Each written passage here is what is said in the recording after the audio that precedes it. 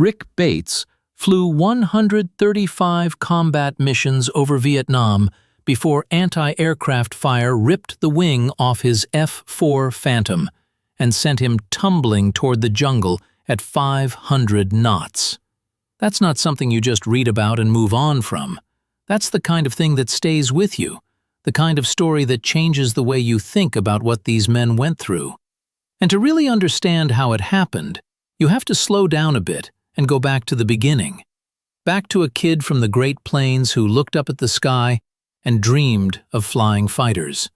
Rick Bates grew up in the Midwest, born in Aberdeen, South Dakota, in April of 1948. Aberdeen is in the northeastern part of the state, out on the prairie, where the winters are harsh and the summers are short, where the horizon stretches out forever and the sky seems bigger than anywhere else on Earth. Maybe that's where it started, that love of the sky, that sense that the real action was up there, not down here on the ground. His family had that military background, that sense of duty and service that runs through certain families generation after generation. It's not always spoken, not always discussed, but it's there, in the stories told at holiday dinners, in the medals tucked away in drawers, in the photographs of young men in uniform from wars that happened before you were born. By the time Rick Bates graduated from the University of North Dakota in 1970 with a degree in English literature, he knew exactly what he wanted to do. He wanted to fly fighter jets. Not just any jets, he wanted the F-4 Phantom, the most powerful, the most aggressive tactical fighter the Air Force had at that time. A two-seat, twin-engine beast that could do everything from air superiority to ground attack. And Rick Bates wanted a piece of it. He was commissioned as a second lieutenant through the ROTC program in June of 1970, and from there, things moved fast. He went to undergraduate navigator training at Mather Air Force Base in California, earned his wings in June of 1971, then headed to George Air Force Base for F-4 combat crew training. Now, George Air Force Base out there in Victorville, California, that was the main training ground for F-4 crews heading to Southeast Asia. The desert climate was brutal, over 100 degrees in the summer, but it toughened you up. The training was intense, focused on the specific skills you'd need in combat: dive bombing, air-to-air tactics, formation flying, emergency procedures. They pushed you hard because they knew what was waiting on the other end. By the time you finished at George, you were supposed to be ready for anything. Rick Bates went through all of that, absorbed it all, and by March of 1972, he was on his way to Southeast Asia, assigned to the 433rd Tactical Fighter Squadron of the 8th Tactical Fighter Wing at Ubon Royal Thai Air Force Base in Thailand. The 433rd had a nickname too. They called themselves Satan's Angels, and they had earned that name through years of hard fighting. Now, if you're new here, let me just say this real quick. These are the kinds of stories we try to tell on this channel. Stories of real Americans who put everything on the line. Stories that don't always make the history books or the documentaries, but deserve to be remembered. If you appreciate hearing these accounts, if you want to help keep these veterans' stories alive, consider subscribing. We put these out regularly, and your support means a lot. So, Rick Bates arrives at Ubon in the spring of 1972. And this wasn't just any base. Ubon Royal Thai Air Force Base was about 480 kilometers northeast of Bangkok, close to the Laotian border. The base itself was a sprawling complex, home to multiple fighter squadrons, AC-130 Spectre gunships, and various support units. The weather was hot, humid, oppressive. The monsoon season could ground operations for days at a time, but when you could fly, you flew, sometimes multiple sorties in a single day. Ubon was home to the 8th Tactical Fighter Wing, a unit that called itself the Wolfpack.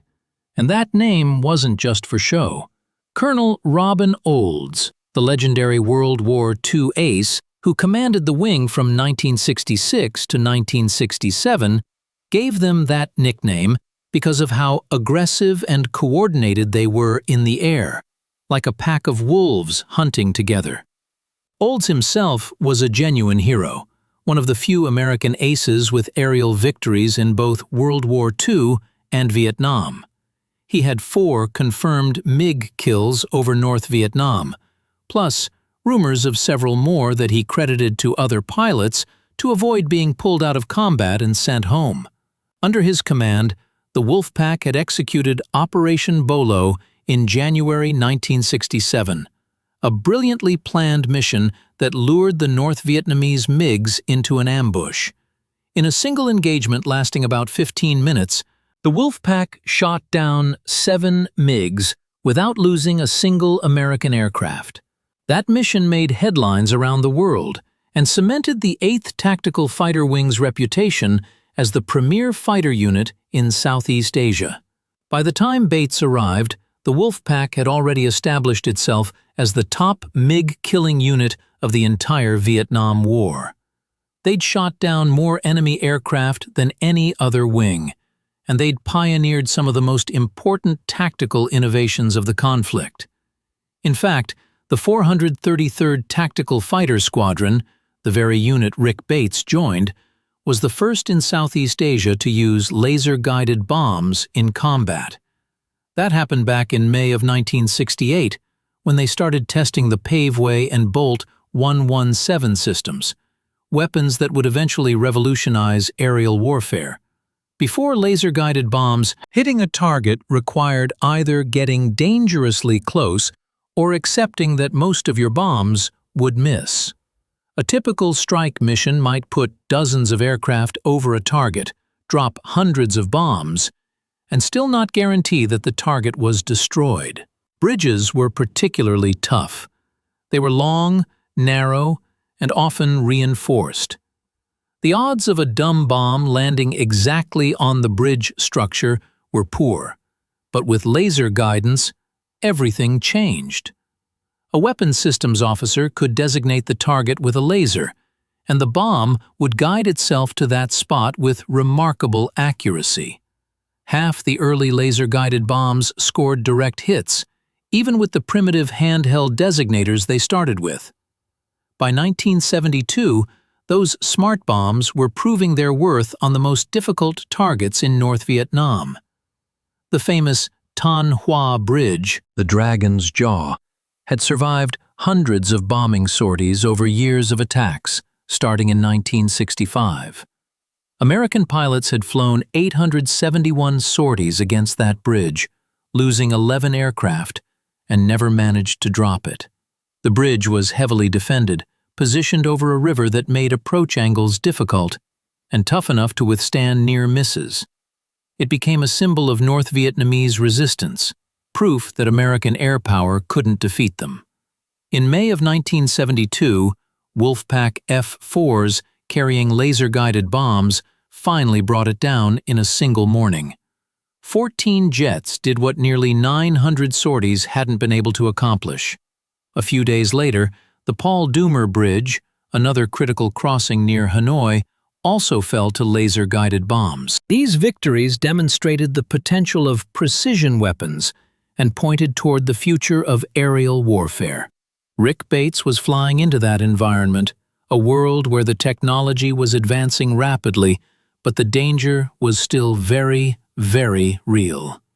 Rick Bates flew as a weapons systems officer, what they called a WSO, or sometimes just the backseater.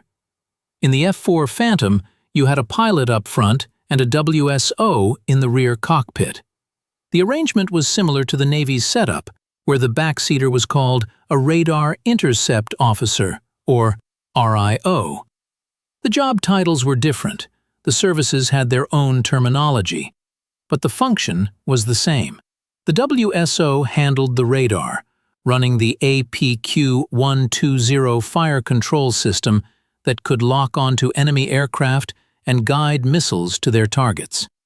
He managed the weapons systems, selecting ordnance, arming bombs, adjusting the delivery computers for dive angle and release parameters. He handled navigation, working with the inertial navigation system and the TACAN equipment to make sure they knew where they were and where they were going. And he managed communications, talking to command and control, coordinating with other aircraft, relaying information to the pilot. It was a demanding job that required absolute coordination with your pilot. In combat, there was no time for long explanations. Everything had to flow smoothly, automatically. The pilot flew the airplane, maneuvered to avoid threats, set up the delivery passes. The backseater ran the systems, called out targets, monitored the threat warning receivers for SAM launches, kept track of fuel and ordnance. When things got hot, when the anti-aircraft fire was coming up and the SAM radar was tracking you, and you were rolling into a dive on a target, both crew members had to be in perfect sync. A hesitation, a miscommunication could get you killed. The partnership between front seater and backseater could mean the difference between life and death. Rick Bates developed those skills over more than 100 missions. He learned to read his pilot, learned to anticipate what was needed before it was asked for. He learned the terrain over North Vietnam, learned where the SA-2 sites were likely to be, learned to recognize the distinctive radar warning tone that meant a missile was tracking you. He learned how to call out threats, how to guide his pilot through the anti-aircraft fire, how to find the targets and set up the weapons delivery. Over the next 6 months at U-Bahn, Rick Bates flew over 135 combat missions, more than 90 of them over North Vietnam itself, accumulating over 350 combat hours. He learned the terrain, learned where the defenses were, learned how to read the ground and the sky for signs of danger. He flew interdiction missions against the Ho Chi Minh Trail, striking at the supply lines that fed the North Vietnamese war effort. He flew armed reconnaissance, hunting for trucks and supplies moving through Laos. And he flew what they called fast FAC missions, forward air controller work, using the Phantom as a high-speed reconnaissance platform in areas too dangerous for slower propeller-driven aircraft. The call sign for the U-Bahn fast FACs was Wolf, fitting for the Wolfpack. These Wolf FAC missions were some of the most demanding work a crew could do. You'd go up there, sometimes for hours at a time, looking for targets, marking positions, calling in strikes, all while dodging anti-aircraft fire and surface-to-air missiles. It took a particular kind of nerve, a particular kind of focus, and Rick Bates had both. The Phantom itself was an incredible machine. Originally developed by McDonnell Aircraft for the Navy in the late 1950s, the F-4 was so versatile and so capable that the Air Force adopted it too, and it became the workhorse of American tactical aviation during Vietnam. Bates remembers the pure power of it, the way it could hit Mach 2.2, more than twice the speed of sound, the way it could climb at 41,000 feet per minute. During testing, an F-4 had performed a zoom climb to nearly 100,000 feet, about 3 times higher than a commercial airliner flies. It could accelerate from brake release to nearly 30,000 feet in just over a minute. That kind of performance wasn't just impressive on paper. In combat, it could save your life. F-4 pilots adopted the slogan, "Speed is life," and they meant it. In aerial combat, that acceleration was your greatest advantage. You could engage and disengage at will, use your thrust to yo-yo above an enemy and come down on him before he knew what hit him. The standard tactics against the more maneuverable MiGs were built around that speed advantage. You didn't try to turn with a MiG. Guys died trying that. Instead, you used your power to dictate the terms of the fight, to control when and how you engaged. But speed was also your friend when the ground fire got heavy, when you needed to get out of a bad situation fast. The twin General Electric J79 engines produced over 34,000 pounds of thrust in afterburner, enough to push that big, heavy airplane to speeds that made it hard for anti-aircraft guns to track you. The Martin Baker ejection seat was another piece of equipment that gave the crews confidence. It had what they called a 0-0 capability, meaning in theory you could eject at 0 altitude and 0 airspeed and still survive. The seat could handle speeds up to 550 knots, could blast you out of the cockpit and get your chute open even in the worst conditions. When activated, a rocket motor fired and launched the seat upward at tremendous force, and a drogue chute deployed to stabilize you before the main parachute opened. That piece of equipment saved a lot of lives over Vietnam. Hundreds of American airmen walked away from crashes that would have been fatal in any other airplane. It would save Rick Bates's life on October 5, 1972. In the summer and fall of 1972, the air war over Vietnam reached its peak intensity. The Easter Offensive had begun in late March when North Vietnamese forces launched a massive conventional invasion of South Vietnam with tanks, artillery, and regular army divisions. It was the largest military operation since the Korean War, and it caught the South Vietnamese forces off guard. The North Vietnamese pushed deep into the south, capturing towns and territory that had been under government control for years. President Nixon responded with Operation Linebacker 1, a heavy bombing campaign that struck targets all across North Vietnam, hitting bridges, supply depots, rail yards, power plants, and military installations. The restrictions that had limited bombing during the Johnson years were largely lifted. Targets in Hanoi and Haiphong, areas that had been off-limits before, were now fair game. American aircraft were flying missions into some of the most heavily defended airspace in history. The North Vietnamese had spent years building up their air defense network. They had the Soviet SA-2 Guideline surface-to-air missile system, a radar-guided weapon that could reach altitudes above 50,000 feet. They had tens of thousands of anti-aircraft guns of every caliber, from small arms to 100mm heavy guns. They had radar-directed fire control systems that could track fast-moving jets. They had MiG-21 interceptors that could engage American aircraft in aerial combat. Route Pack 6, the area around Hanoi and Haiphong, was probably the most dangerous place a combat pilot could fly in the entire world at that time. More aircraft were lost over Route Pack 6 than anywhere else in the war. Pilots who flew into that area knew they were playing the odds. Every mission was a gamble. The Wolfpack was at the center of that fight, flying mission after mission into Route Pack 6 and the lower route packs, striking at the enemy's war-making capacity. The 8th Tactical Fighter Wing flew linebacker missions almost daily, bombing targets that had been protected for years, bringing the war directly to the North Vietnamese homeland. In May of 1972, Wolfpack aircraft dropped the Tan Hoa Bridge, the Dragon's Jaw, using laser-guided bombs. It was a victory that symbolized what precision weapons could do. But the danger was constant. Aircraft went down, crews were killed or captured.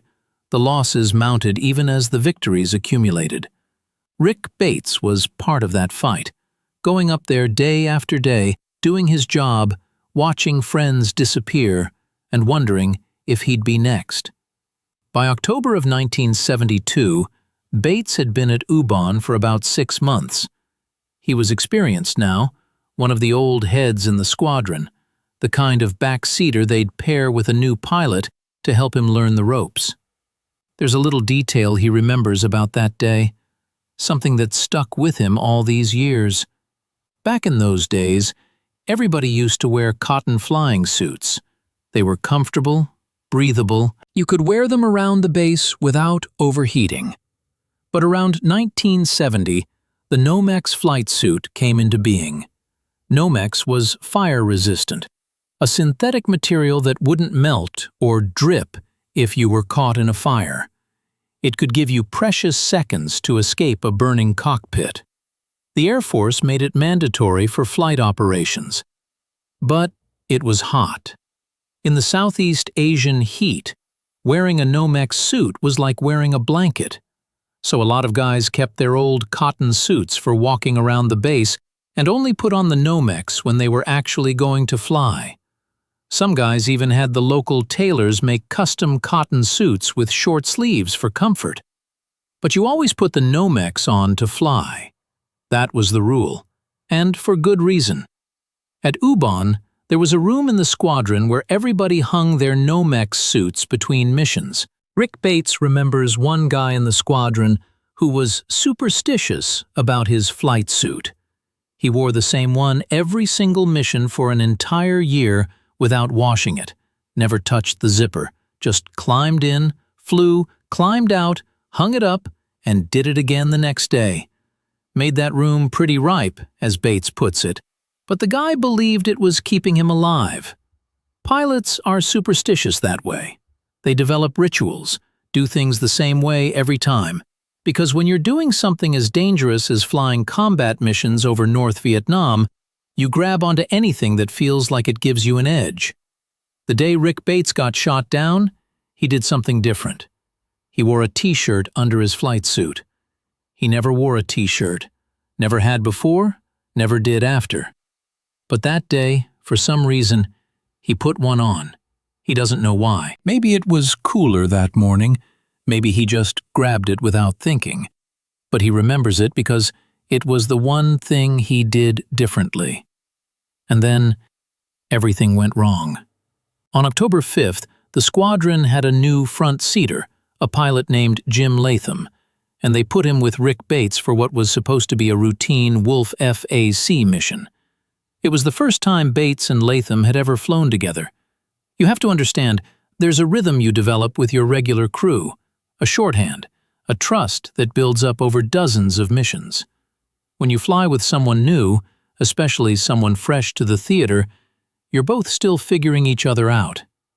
That adds a layer of complexity to everything. But Rick Bates was a professional. He knew the area, knew the job, knew the airplane. They'd make it work.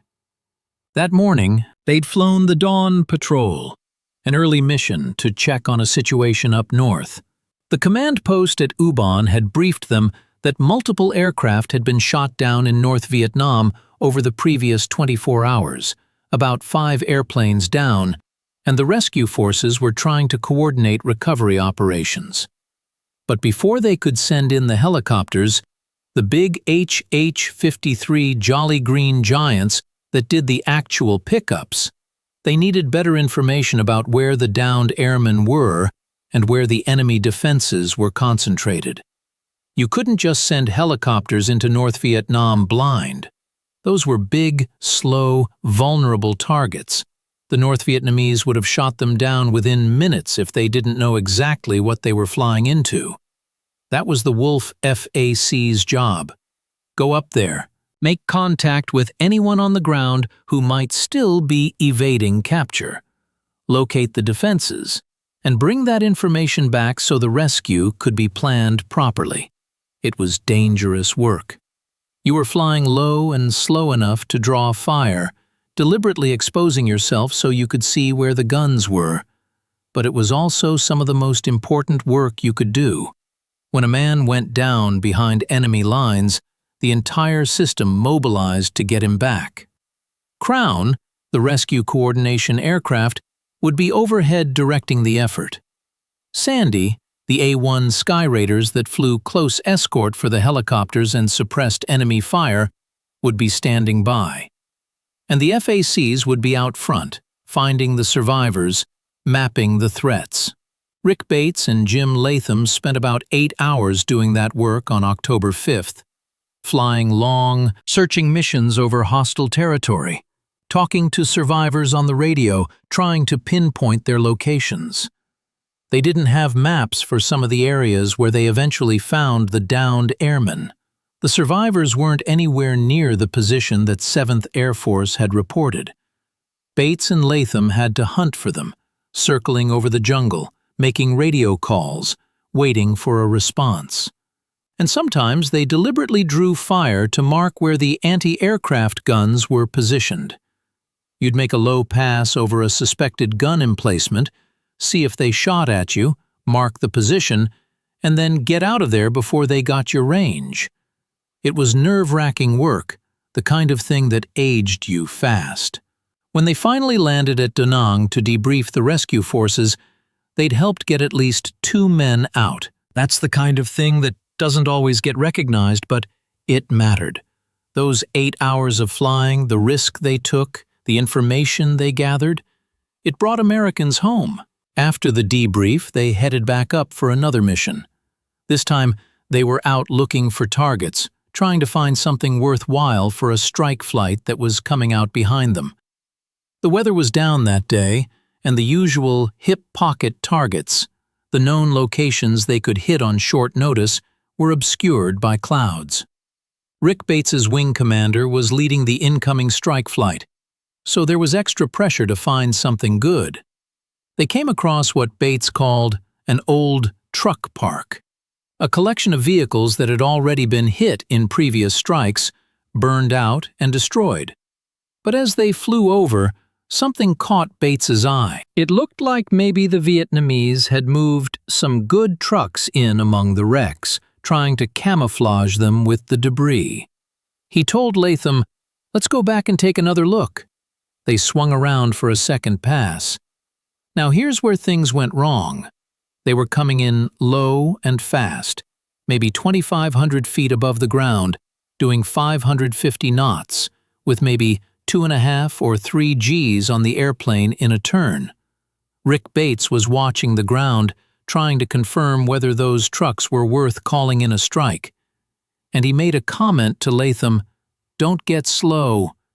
So Latham hit the afterburner. They were screaming along at high speed when Bates looked again and realized the trucks were all dead, just more wrecks, nothing worth hitting. And right about then, something hit them. Anti-aircraft fire caught the airplane, took basically the whole right wing off. At 550 knots, in a 3G turn, at 2,500 feet, the Phantom became uncontrollable instantly. It started rolling, pitching, going every which way, headed straight for the ground. They were less than 2 miles from the coast, and for one split second, Bates thought maybe, just maybe, they could make it to the water. But the airplane wasn't going to fly that far. It was going down, and it was going down fast. There was no decision to be made. Both men pulled their ejection handles. If you're still with me, if this story is resonating with you, I just want to say thank you for listening. These accounts matter. The men who lived through this stuff, they don't always talk about it, and when they do, we need to pay attention. If this channel is speaking to you, if you want to help make sure these stories keep getting told, subscribing is the best way to do that. It helps us reach more people, it keeps this history alive, and it honors the men who sacrificed so much. Rick Bates was going maybe 500 knots when he ejected, well within the seat's design envelope but still brutally fast. The Martin Baker seat fired, blasted him out of the cockpit with a rocket motor that produced tremendous acceleration, and the violence of that exit at that speed did a number on him. The wind blast at 500 knots is almost indescribable. It's like being hit by a wall. The overpressure was so intense that it peeled his gloves right off his hands, pulled the leather right over his fingers like someone stripping off a sock. It ripped his helmet off his head, yanked the chin strap, and broke whatever was holding it in place. The visor apparently shattered, putting a cut in one of his eyeballs. He was tumbling through the air, the drogue chute deploying to stabilize him, the main parachute opening with a jolt that felt like his shoulders were being pulled from their sockets. And then he was floating, swinging under the canopy, the roar of the wind replaced by an eerie quiet.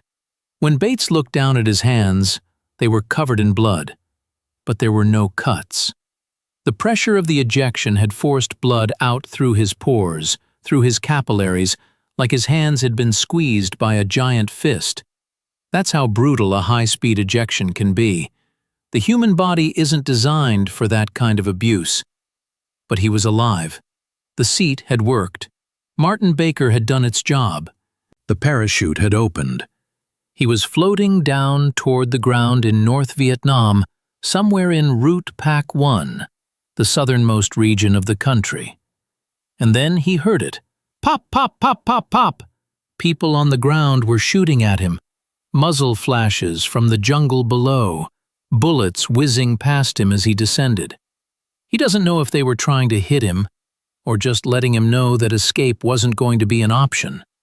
Some said the Vietnamese shot at parachutes to intimidate the aircrew, to make sure they knew resistance was futile. Others said they were genuinely trying to kill him before he hit the ground. Either way, the message was clear. They knew exactly where he was, and they were waiting for him. Rick Bates landed and was captured immediately. There was no chance to evade, no time to hide, no opportunity to use his survival training. There was no chance to evade, no time to hide. The Vietnamese were right there. His pilot, Jim Latham, landed about half a mile away. Latham had his own harrowing story. He hit the ground, and a man came out of the elephant grass carrying what looked like a huge bazooka. Latham pulled his pistol ready to fight. The man looked at the pistol, dropped what turned out to be just a pipe, and ran. Latham ran the other way. But it didn't last.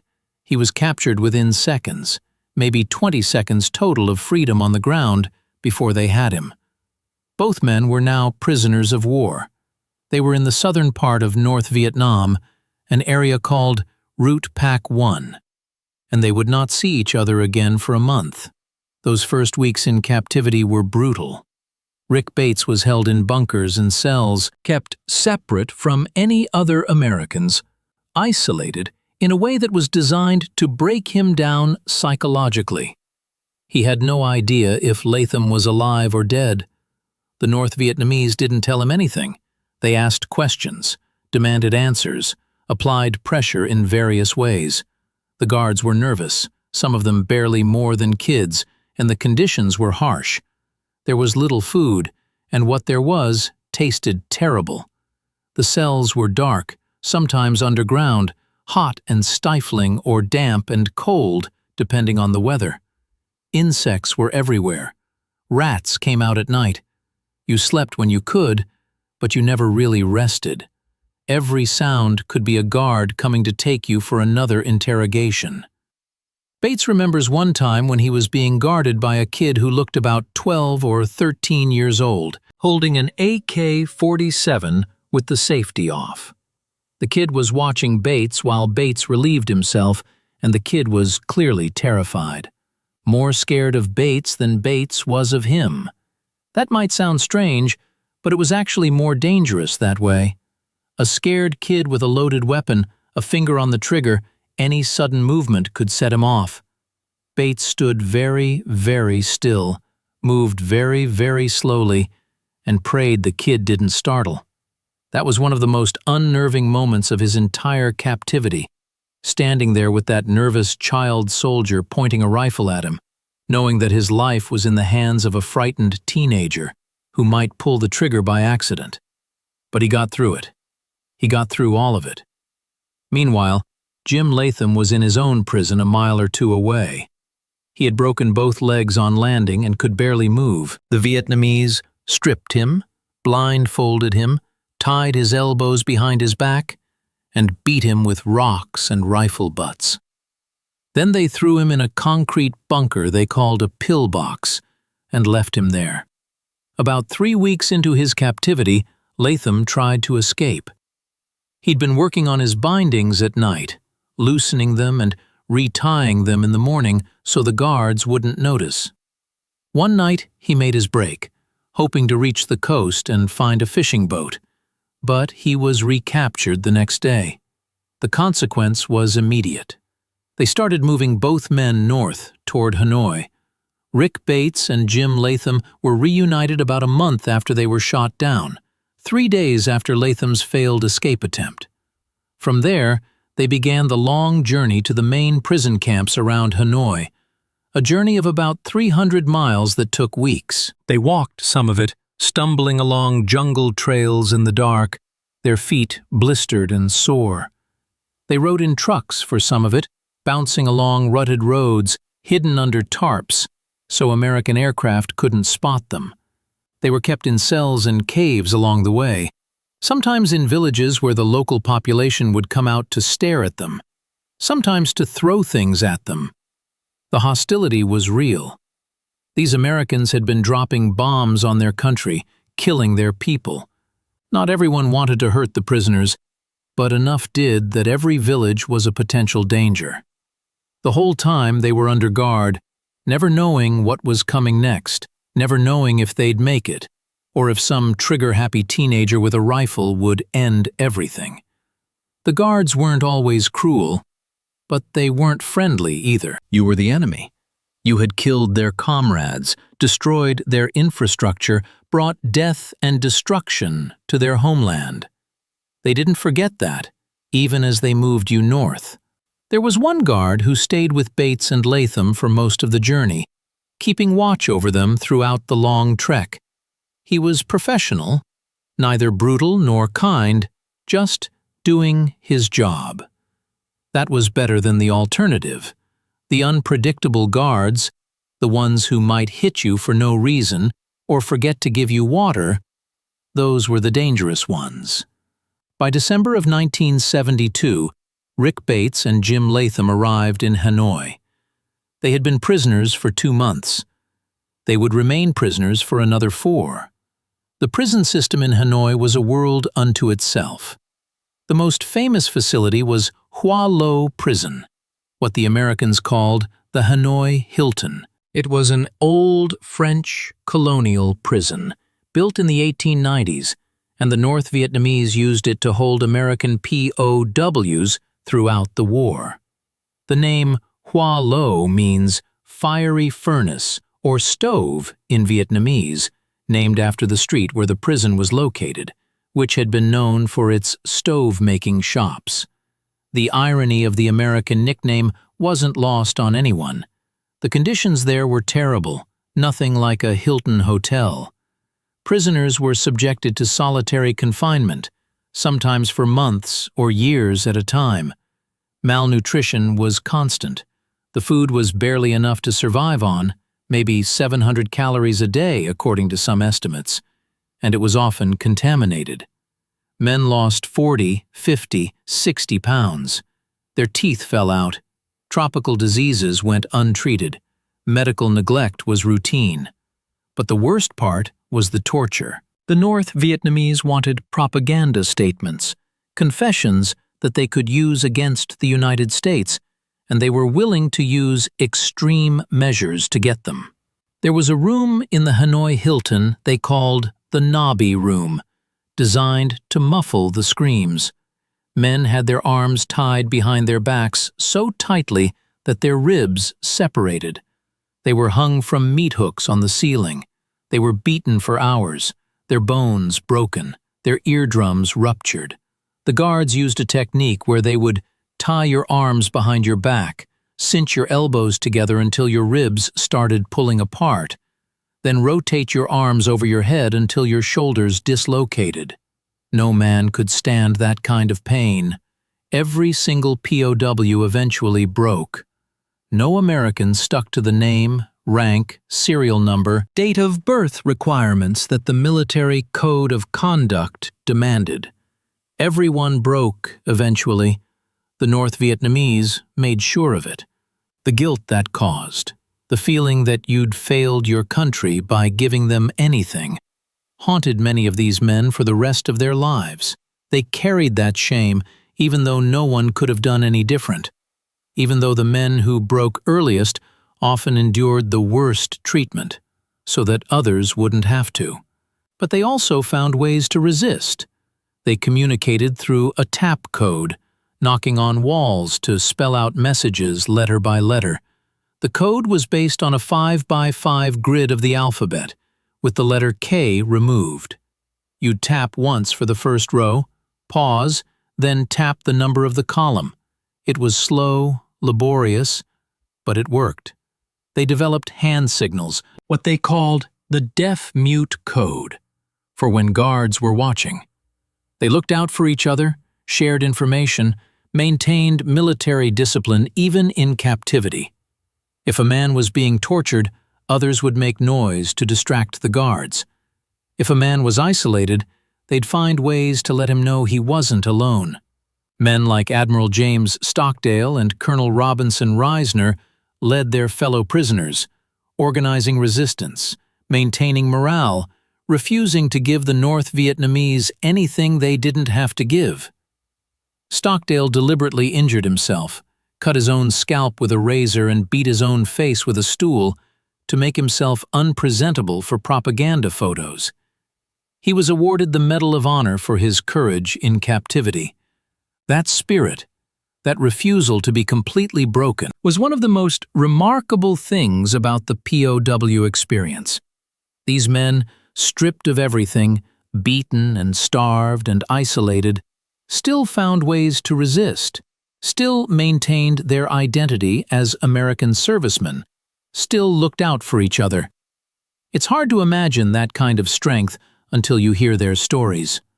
Rick Bates spent about 6 months as a prisoner of war. He and Jim Latham arrived in Hanoi in December of 1972, right as Operation Linebacker 2 was beginning, the massive 11-day bombing campaign that President Nixon ordered to force the North Vietnamese back to the negotiating table. From December 18th to December 29th, American B-52 Stratofortresses and tactical aircraft struck targets throughout the Hanoi Haiphong area, the most intensive bombing campaign of the entire war. For the prisoners, those bombing raids were terrifying and hopeful at the same time. Terrifying because American bombs were falling on Hanoi, falling close enough to shake the walls of their cells, close enough that they could feel the concussions in their chests. Some of the B-52s were shot down, and their crews became prisoners too. But it was also hopeful because it meant the United States was fighting, was not abandoning them, was pressing the enemy hard enough that maybe, finally, the war would end. The POWs reportedly cheered when they heard the bombs falling. They knew what it meant. And they were right. By late January of 1973, the Paris Peace Accords were signed. The war was ending, at least for the United States. Part of the agreement called for the release of all American prisoners of war within 60 days of the American withdrawal. That operation, the effort to bring the prisoners home, was called Operation Homecoming. It began on February 12, 1973. The first C-141 transport planes landing in Hanoi to pick up the first group of released POWs. The first plane out became famous. They called it the Hanoi Taxi. The senior officers, the men who had been held the longest, some for 7, 8, even 9 years, went first. Everett Alvarez, the first American POW of the war, captured in August 1964, was among them. He'd been a prisoner for nearly a decade. Over the next weeks, more flights came, more prisoners were released. The POWs had developed their own code of conduct during captivity, and one of its rules was that they would be released in the order they were captured. No one would accept early release because the North Vietnamese might use that as propaganda. They would go home together, in order. By the end of March, 591 American POWs had been repatriated. Rick Bates was released on March 29, 1973. He had spent 176 days in captivity. He was one of the last groups to come home. When the planes carrying the released prisoners crossed out of Vietnamese airspace, the reaction was overwhelming. Men who had held themselves together through years of torture, years of isolation, finally let themselves feel what they'd been holding back. One of the former POWs, Jeremiah Denton, described the moment in an interview years later. He talked about seeing an American plane at close range, seeing the American flag painted on it, seeing American military personnel in uniform just 50 or 100 yards away. "You don't know the feeling it gave me," Denton said, "and I'm sure everybody else." For years, these men had been cut off from everything they knew. No letters from home, or only heavily censored ones. No news except what their captors wanted them to hear. No idea if they were forgotten. And then suddenly, an American aircraft, American uniforms, American voices. One by one, each POW walked up the ramp and into the airplane. The North Vietnamese guards watched them go. The men the POWs called Rabbit and Slick and Bug, the torturers, the interrogators, they stood there as their prisoners walked to freedom. And when the airplane lifted off, when the captain came on the intercom and said they had left Vietnamese airspace, that's when the cheers went up. That's when the crying started, for some of them. That's when it became real. They were going home. The planes flew to Clark Air Base in the Philippines first, where the former POWs were processed, given medical examinations, debriefed by intelligence officers. Then they were flown back to the United States, to reunions with families, to a country that had changed enormously while they were gone. Rick Bates was 24 years old when he was captured. He was 25 when he came home. His entire experience as a combat aviator, from his first mission to his shoot-down to his release, had compressed into just over a year. But it was a year that would shape everything that came after. After his repatriation, Rick Bates did something remarkable. A lot of former POWs struggled after they came home. The adjustment was difficult. Some couldn't fly anymore, couldn't get back in a cockpit without the memories overwhelming them. Some had physical injuries that never fully healed, joints that didn't work right, nerves that had been damaged by torture. Some had psychological wounds that took years to address. Nightmares, anxiety, the invisible scars of captivity. But Rick Bates chose to keep flying. He went back to flight training, this time as a pilot instead of a backseater. He attended USAF pilot training at Williams Air Force Base in Arizona, earned his pilot wings, and then went right back to the F-4 at George Air Force Base for front seat training. The Phantom, the same airplane that had nearly killed him, the same airplane from which he'd ejected at 500 knots and floated down into captivity, he climbed back into that cockpit and flew it for another 20 years. Think about that for a minute. Most people, if they survived what Rick Bates survived, would never want to see an airplane again. But Bates went back. He went back to the same aircraft type, went back to combat crew training, went back to the mission. That takes a particular kind of courage, a particular kind of commitment. He served as an instructor pilot at the Air Force Academy, flying T-41 aircraft, teaching the next generation of Air Force officers. He moved to Reese Air Force Base in Lubbock, Texas, where he flew T-37 trainers.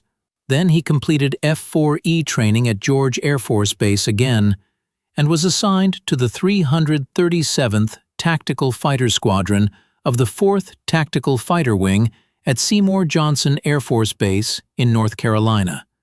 He participated in Red Flag and Maple Flag exercises, the realistic combat training programs that prepared crews for the real thing. He did a deployment to Spain with Detachment 19, flying functional check flights on European F-4s and serving as the government flight representative for flight operations at several European bases. He was assigned to Edwards Air Force Base, where he served as Chief of the Standardization and Evaluation Division for the Air Force Flight Test Center, flying over 18 different models and types of aircraft. Edwards is where the Air Force tests new aircraft and systems, where the best pilots go to push the envelope. Rick Bates was there, evaluating everything from fighters to bombers. Later, he returned to George Air Force Base and continued to train German Air Force pilots on the F-4.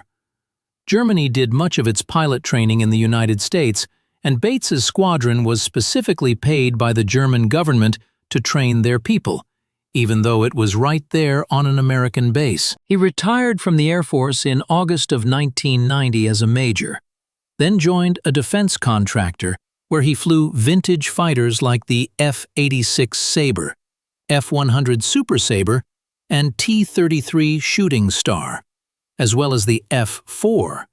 In 1998, he joined American Airlines as an instructor pilot, teaching in the MD-80 simulator. He upgraded to the Airbus A320 in 2012 and taught that aircraft until his retirement from American on November 1, 2019. Today, Rick Bates works as a volunteer docent at the Fort Worth Aviation Museum, sharing his stories with visitors, helping the next generation understand what the Vietnam War was like for the men who fought it. He's involved in a project to restore an F-4C to the Southeast Asia camouflage and squadron livery of his old unit, the 433rd Tactical Fighter Squadron. It's a labor of love, bringing one of those old Phantoms back to the way it looked when it flew over North Vietnam in 1972.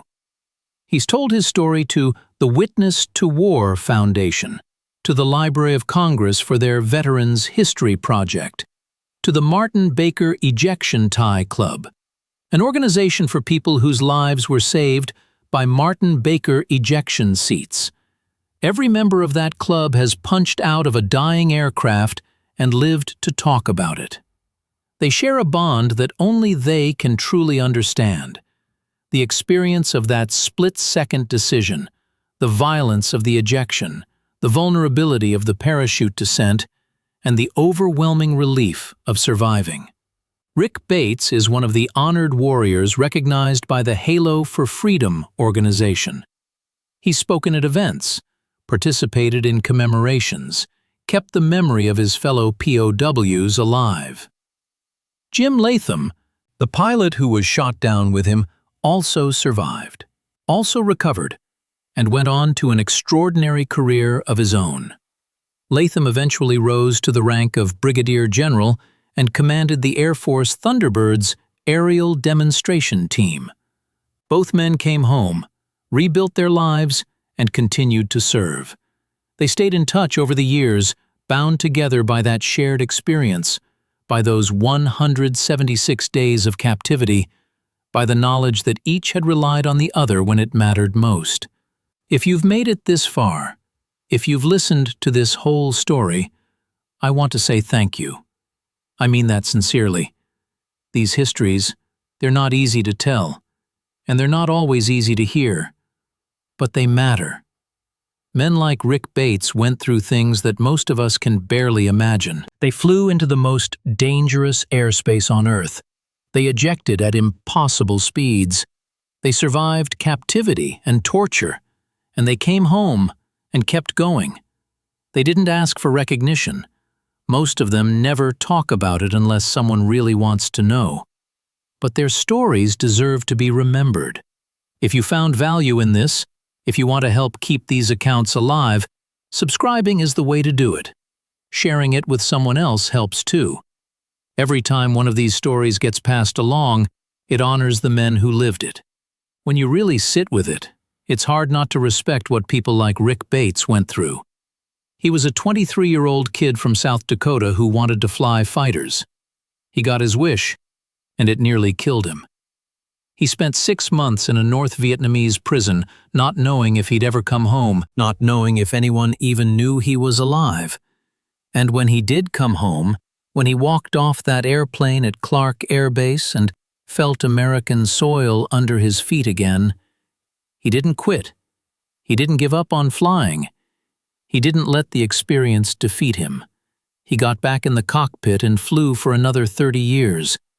There's something about that kind of resilience, that kind of quiet determination, that speaks to who these men were and who they still are.